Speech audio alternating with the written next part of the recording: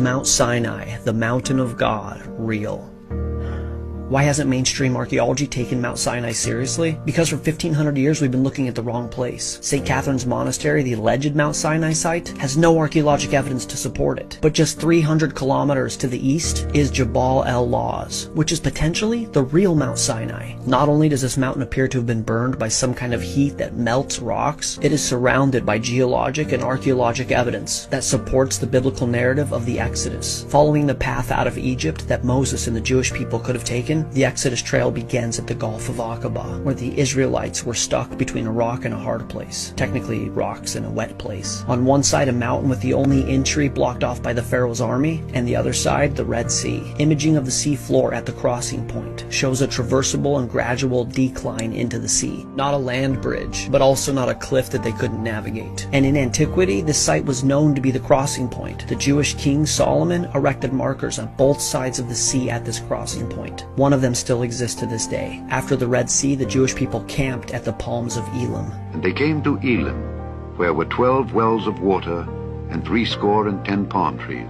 After Elim was the miracle at the rock in Horeb.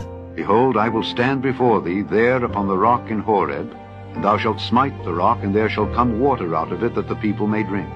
Here's what we would want to see to validate that it's the real rock at Horeb. It would need to be identifiable, near Mount Sinai, and have evidence that water flowed from it. This rock is massive. It sits atop a hill and sticks out like a sore thumb. And even though this is a desert climate, there are clear signs of erosion, and it looks like the water source came from the rock.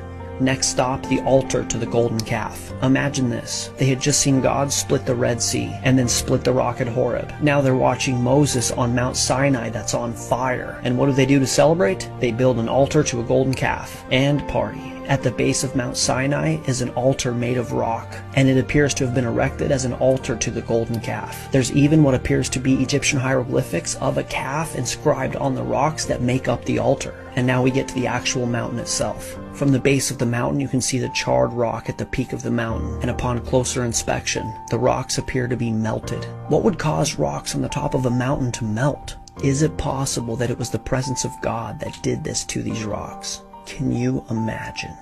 Moses, Moses, put off thy shoes from off thy feet, for the place whereon thou standest is holy ground.